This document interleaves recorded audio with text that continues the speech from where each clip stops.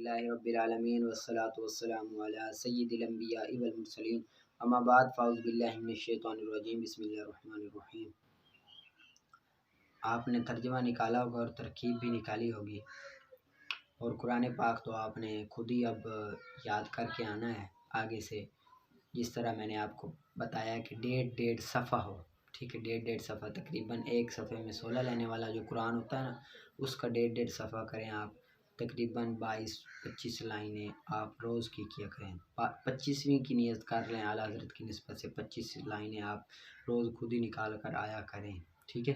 خود ہی کوشش کیا کریں، لغت لے لیں، منجد لے لیں، اور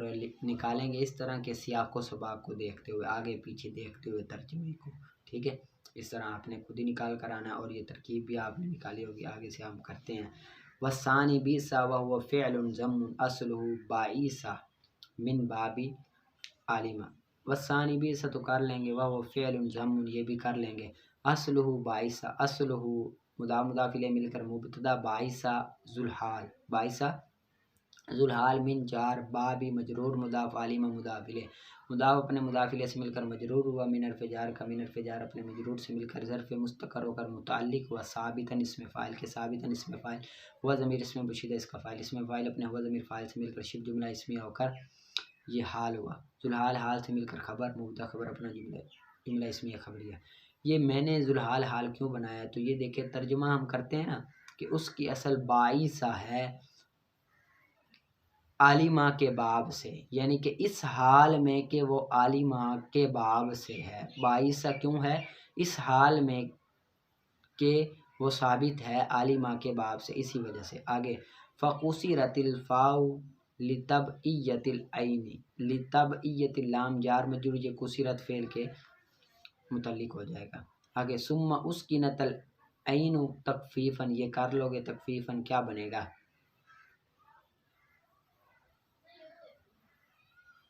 یہ کیا بنے گا، پیچھے بھی ترکیب ہوئی ہے اس کی، آپ نکال کر آنا، یہ ہے مفعول، مفعول کون سا ہے یہ بھی نکالنا، ترجمہ کر کے آپ سمجھنا، اس کو محنت کرو گے تو پتہ چلے گا، ٹھیک ہے۔ آگے فصارت بئسا ہو گیا بئسا، وفاعلہ ایضا احد الامور الثلاثۃ المذکورۃ فی نعمہ، فاعل مضاف الیہ مل کر مبتدا، ایضا یہ علیحدہ جملہ بنے گا، آدھا فعل کا مفعول مطلق بنے گا۔ آگے احد مضاف، امور مضاف الیہ موصوف،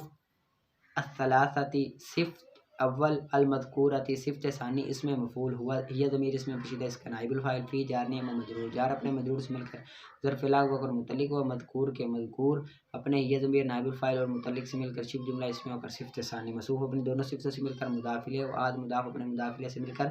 خبر ہو جائے گی، مبتدا خبر جملہ اس میں خبری، ٹھیک ہے۔ آگے وحکم المخصوص بالذم وحکم المخصوص بالمدح فی جمیع الاحکام المذکورۃ، حکم مضاف، المخصوص اس میں مفعول، بالذم اس کے متعلق،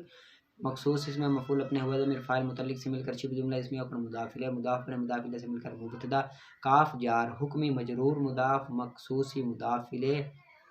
اس میں مفعول، با جار ضمی مدحی مجرور، جار اپنے مجرور سے مل کر ظرف لاغ ہو کر متعلق اول، فی جار جمیع مجرور مضاف، احکام مضاف الیہ موصوف، المذکورات صفت موصوف اپنی صفت سے مل کر مجرور، جار اپنا مجرور سے مل کر ظرف لاغ ہو کر متعلق ہو، مخصوص اس میں مفعول اپنے ہوا ضمیر فاعل اور نائب الفاعل اور متعلق عین سے مل کر شبہ جملہ اس میں ہو کر مضاف الیہ، حکم مضاف اپنے مضاف الیہ سے مل کر مجرور، جار اپنے مجرور سے مل کر ظرف مستقر ہو کر متعلق و ثابت اس میں فاعل کے، ثابت اس میں فاعل ہوا ضمیر فاعل سے مل کر شبہ جملہ اس میں خبر، مبتدا خبر جملہ اس میں خبری۔ آگے مثل مضاف بئس فعل مد، اور راجل اس کا فاعل، فعل مد نہیں ہے، فعل ضم، کیا ہے فعل ضم، کیا ہے فعل مدہ تو نعمہ ہے، یہ بئس کیا ہے فعل ضم ہے، بئس فعل ضم، اور راجل اس کا فاعل، فعل ضم اپنے فاعل سے مل کر جملہ فعل یا انشائیہ ہو کر خبر مقدم، زید مخصوص بالضم، کیا بنے گا مخصوص بالضم بنے گا نا، وہ پیچھے مدہ تھا تو مد بنے گا، یہ ضم ہے تو ضم بنے، مخصوص بالضم خبر مقدم، مقدم ہو کر اپنی خبر مقدم سے مل کر جملہ فعل یا انشاء، جملہ اسمیہ انشائیہ،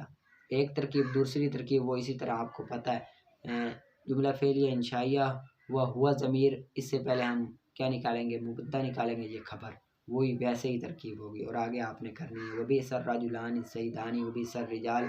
زیدون وبئست المرأة ہند وبئست المرأتان ہندانی و بیست النساء ہنداتو والثالث سا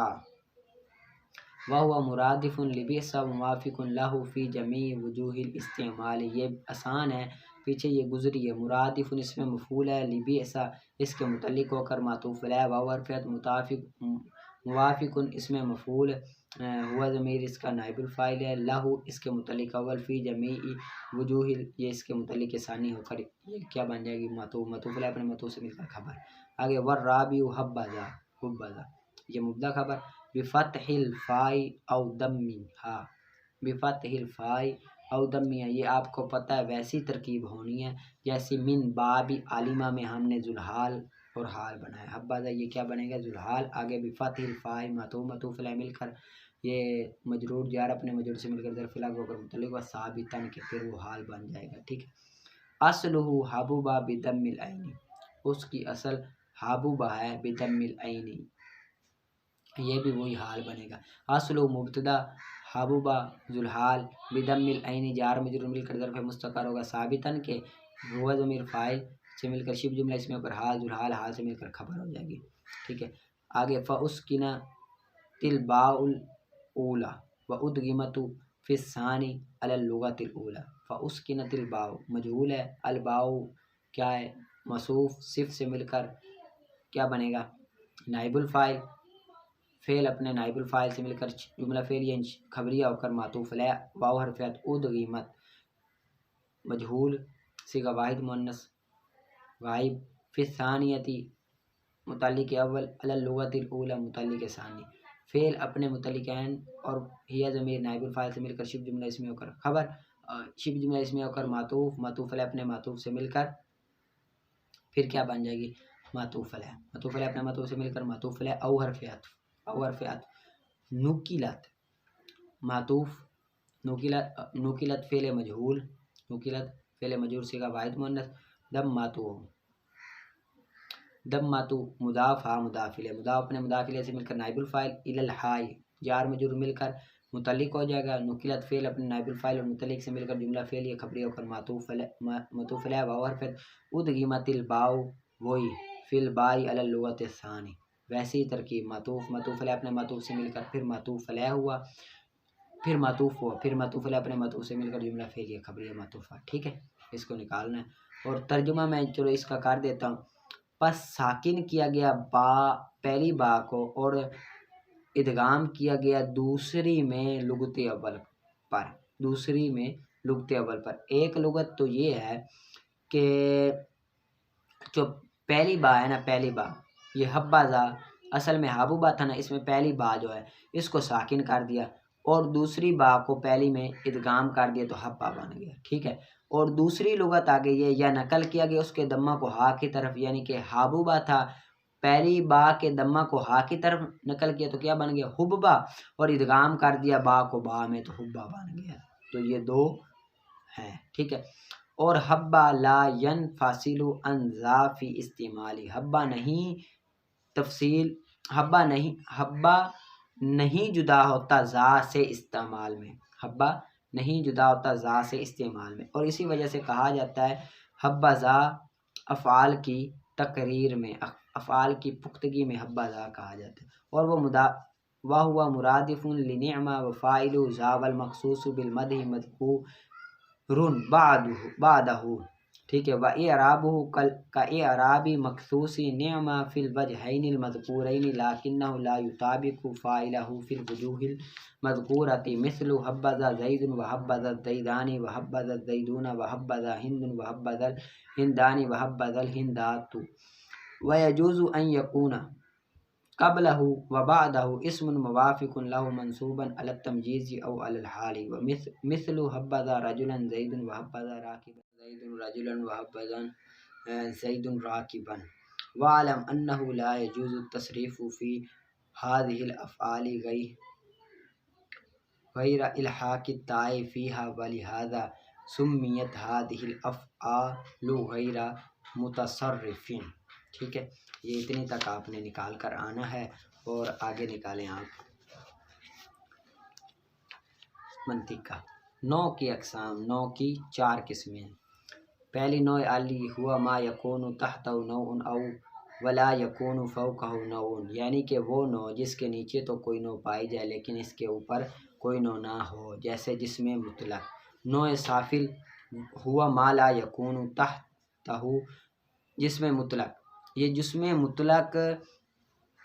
کے نیچے نوع ہے، جس طرح کہ نوع جسم مطلق کے کون سی نوع ہے؟ جسم نامی ہے، حیوان ہے، اوپر کوئی نوع نہیں ہے، اوپر جنس ہے، وہ جوہر ہے، ٹھیک ہے۔ آگے نوع سافل جس کے ما لا یکون تحت نوع و یکون فوقہ نوع، یعنی کہ وہ جس کے نیچے کوئی نوع نہ ہو لیکن اس کے اوپر نوع ہو، جس طرح کہ انسان کے نیچے کوئی نوع نہیں ہے، انسان کے نیچے افراد ہے زید عمر بکر، اوپر نوع ہے حیوان، جسم نامی مطلق، ٹھیک ہے۔ اس کو نوع الانواع بھی کہتے ہیں، ٹھیک ہے۔ نوع متوسط ما ہوا ما لا یکون تحتہ نوع و فوقہ نوع، یعنی کہ وہ نوع جس کے اوپر بھی کوئی نوع ہو اور نیچے بھی ہو، ٹھیک ہے۔ جس طرح کہ جسم نامی کے اوپر جسم مطلق ہے اور نیچے بھی ہے حیوان، انسان، ٹھیک ہے۔ جس نوع مفرد ہوا ما لا یکون تحت نوع ولا فوقہ، کہ جس کے اوپر کوئی نوع نہ ہو اور نیچے بھی کوئی نوع موجود نہ ہو، جیسے عقل، جبکہ جوہر کو اس کی جنس مانا جائے۔ نوع کی ایک دوسری قسم بھی ہے جس کو نوع اضافی بھی کہتے ہیں۔ نوع اضافی کی ادھر تعریف لکھی ہوئی ہوا ماہیت یقال علیہ وعلی غیرہ الجنس فی جواب ما ہوا، یعنی کہ نوع اضافی ایسی ماہیت ہے کہ اگر اس کو کسی دوسری ماہیت سے ملا کر ما ہوا کے ذریعے سوال کیا جائے تو جواب میں جنس آئے۔ یہ یاد کر لینی ہے، اور اس سے آسان میں کر دیتا ہوں کہ ہر وہ نوع ہر وہ اخص اعم کے تحت داخل ہو وہ نوع اضافی ہے، جو بھی اخص اعم کے تحت داخل ہو وہ کیا ہے؟ نوع اضافی ہے، ٹھیک ہے۔ جو بھی اخص اعم کے تحت داخل ہو وہ نوع اضافی ہے، ٹھیک ہے۔ یہ بھی تعریف کر لیں، یعنی کہ جس طرح کے اخص انسان حیوان کے تحت داخل ہے، تو اب انسان حیوان کے لیے نوع اضافی ہوا۔ اب حیوان یہ کس کے تحت داخل ہے؟ جسم نامی کے تحت داخل ہے، تو یہ حیوان نوع اضافی ہوا جسم نامی کے اعتبار سے، اور جسم نامی نوع اضافی ہے کیونکہ یہ جسم مطلق کے تحت داخل ہے، اخص ہے جسم مطلق کے اعتبار سے۔ جسم مطلق عام ہے، عام تمام جسموں کہتے ہیں، جسم نامی وہ جسم جو بڑھنے والا ہو، اور جسم مطلق یہ نوع اضافی ہے کیونکہ یہ جوہر کے تحت داخل ہے، ٹھیک ہے۔ تو یہ بھی کر لینی، اور یہ بھی آپ نے تعریف ان کو بھی یاد کر لینا ہے، ٹھیک ہے۔ اس کو آپ نے یاد کرنا ہے، آگے پھر ہم انشاءاللہ آگے کریں گے، ٹھیک ہے۔ اچھی طرح سے یاد کرنا ہے۔ فصل فی کیفیت ترکیب الصلاۃ، یہ فصل ہے نماز کو پڑھنے کے طریقے کے بیان میں، نماز کو کس طرح پڑھا جاتا ہے اس بارے میں یہ فصل ہے۔ فصل فی کیفیت ترکیب الصلاۃ، نماز کی ترکیب کی کیفیت میں، فصل نماز کی ترکیب کی کیفیت میں، نماز کو کس طرح پڑھا جاتا ہے۔ اذا اراد الرجل دخول فی الصلاۃ، جب ارادہ کرے مرد داخل ہونے کا نماز میں، جب مرد نماز میں داخل ہونے کا ارادہ کرے، اخرج کفیہ من کمیہ، نکالے اپنے ہاتھ کو، من کمیہ اپنی آستینوں سے، ثم رفعہما، پھر ان دونوں کو بلند کرے، حذاء اذنیہ، اپنے دونوں کانوں کے برابر، اپنے دونوں کانوں کے برابر، یعنی کہ کوئی بندہ، کوئی مرد کی بات ہو رہی ہے، اگر کوئی نماز میں داخل ہونے کا ارادہ کرے تو اپنی ہتھیلیوں کو اپنی آستینوں سے نکال کر اپنے ہاتھوں کو کانوں کے برابر اس طرح لے آئے، ٹھیک ہے۔ ثم کبر، پھر تکبیر کرے، کہے بلا مد، بغیر مد کے، بغیر مد کے مطلب یعنی کہ مد نہ کرے، یعنی کہ جو بات کرتے ہیں نا اللہ اکبر، اس طرح یہ اکبر اس طرح کرتے ہیں، اگر اس طرح کرے گا تو نماز شروع ہی نہیں ہوگی۔ ناوین، نیت کرنے کی حالت میں، نیت کرتے ہوئے، یعنی کہ نیت کرتے ہوئے تکبیر کہہ کہ میں کون سی نماز پڑھ رہا ہوں، فجر پڑھ رہا ہوں، ظہر پڑھ رہا ہوں۔ وَيَصِيحُ، اور صحیح ہے شروع ہونا، بِكُلِّ ذِكْرٍ خالص للہ، صحیح ہے شروع ہونا ہر ذکر خالص کے ساتھ اللہ تعالیٰ کے لیے، جو اللہ تعالیٰ کے لیے ہے، جس طرح کہ سبحان اللہ، یعنی کہ ہر رب تعالیٰ کے ذکر کے ساتھ نماز کو شروع کرنا یہ کیا ہے، صحیح ہے۔ جس طرح سبحان اللہ کہہ کر نماز میں شروع ہو، او بالفارسیت یا فارسی کے ساتھ کہے کہ میں نماز پڑھ رہا ہوں، نماز کی نیت کر رہا ہوں۔ ان عاجزہ من العربیت، یا اگر عاجز و عربی سے، یعنی کہ اگر نا بندے کو نیت عربی میں نہیں کرنی آتی تو ہر اللہ تعالیٰ کے ذکر سے کر لے، یا فارسی میں ہی کہہ رہے کہ میں نماز پڑھنا چاہتا ہوں۔ وَإِن قادر، اور اگر قادر ہو، لا یصیح شروعہ بالفارسیتی، تو نہ ہی ہے صحیح اس کا شروع ہونا فارسی کے ساتھ، یعنی کہ اگر قادر ہو، عربی پڑھنا جانتا ہو، تو اس کا فارسی کے ساتھ فارسی میں شروع ہونا یہ صحیح نہیں ہے۔ ولا قراءتہ، اور نہ ہی اس کی قراءت کرنا بھی ہے اس کے ساتھ، فی الاصح، اصح ترین قول میں، یعنی کہ قراءت تو کر ہی نہیں سکتا، چاہے اس کو عربی زبان آتی ہے یا نہیں آتی، وہ عربی میں ہی قراءت کرے گا، عربی کے علاوہ کسی دوسری زبان میں نہیں کر سکتا۔ ثم وضع یمینہ علی یسارہ، پھر رکھے یمینہ اپنے دائیں ہاتھ کو، علی یسارہ اپنے بائیں ہاتھ پر، تحت سرتہ ناف کے نیچے، عاقبت تحریمتی، تحریمے کے بعد، تکبیر تحریمہ کہنے کے بعد، بلا مہلت مستفتحا، بغیر مہلت کے، مستفتحا شروع ہونے کی حالت میں، بغیر مہلت کے تکبیر تحریمہ کے بعد فوراً ہی اپنے دائیں ہاتھ کو بائیں ہاتھ پر رکھ دے ناف کے نیچے، ٹھیک ہے۔ وَهُوَ أَن يَقُولَ، اور وہ یہ کہے، سبحانک اللہم وبحمدک وتبارک اسمک وتعالی جدک ولا الہ غیرک، سبحانک اللہم، پاک ہے تو اے اللہ، وبحمدک، اور تیری ہی حمد ہے، وتبارک اسمک، اور تیرا ہی نام برکت والا ہے، وتعالی جدک، اور تو بڑی شانوں والا ہے، ولا الہ غیرک، اور نہیں ہے تمہارے سوا کوئی معبود۔ وَيَسْتَفْتِحُ كُلُّ مُصَلٍّ، وَيَسْتَفْتِحُ كُلُّ مُصَلٍّ، اور یستفتح، اور یستفتح شروع کر ہر مصلی نماز پڑھنے والا، اور ہر نماز پڑھنے والا پڑھے، ثم پھر یتعوذ، تعوذ پڑھے، سرًا آہستہ، قراءت کے لیے، قراءت کے لیے پھر کیا کرے، تعوذ پڑھے۔ یستفتح ثنا پڑھے، کل مصلی، ہر مصلی، ہر نماز پڑھنے والا، پھر یتعوذ، تعوذ پڑھے، اعوذ باللہ من الشیطان الرجیم پڑھے، آہستہ، للقراءتی، قراءت کے لیے، قراءت کے لیے ہر نماز پڑھنے والا قراءت کے لیے پڑھے، اگر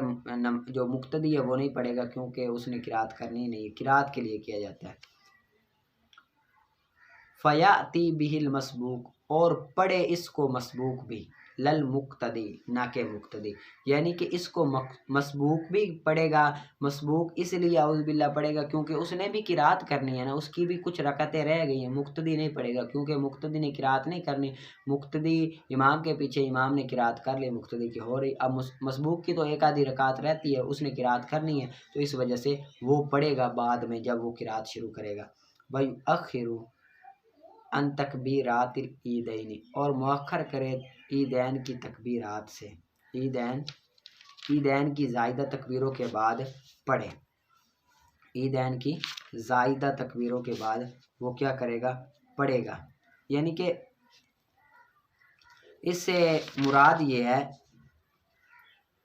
کہ ایک بندہ ہے،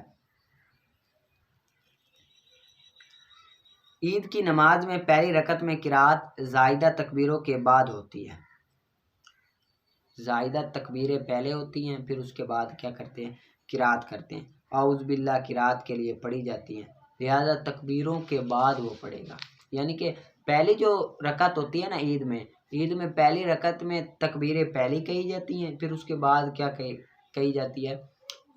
قراءت کی جاتی ہے، جس طرح کہ ثنا پڑھ لی جاتی ہے، سبحانک اللہم یہ پڑھ لی جاتی ہے، ثنا کے بعد پھر 3 تکبیریں کہی جاتی ہیں، اللہ اکبر، ہاتھوں کو کھڑا کر کے چھوڑنا ہے، کانوں تک لے کر چھوڑنا ہے، تو یہ 3 تکبیریں کہی جاتی ہیں، پھر اس کے بعد قراءت کی جاتی ہے، تو قرات کے لیے تعوذ ہوتی ہے، اعوذ باللہ ہوتی ہے، تو اسی وجہ سے تکبیروں کے وہ بعد پڑھے گا اعوذ باللہ، پہلے نہیں پڑھے گا۔ اگر پہلے پڑھ لے گا تو وہ تو تکبیرات کے وہ بعد پڑھے گا، ٹھیک ہے۔ اس کو آپ نے اچھی طرح سے یاد کر لینا ہے، اور قرآن پاک کا وہ آپ نے خود ہی نکالنا ہے، اور اچھی طرح سے ہر سبق کو آپ یاد کیا کریں اور محنت کر کے پڑھا کریں، ٹھیک ہے۔ پڑھا سنا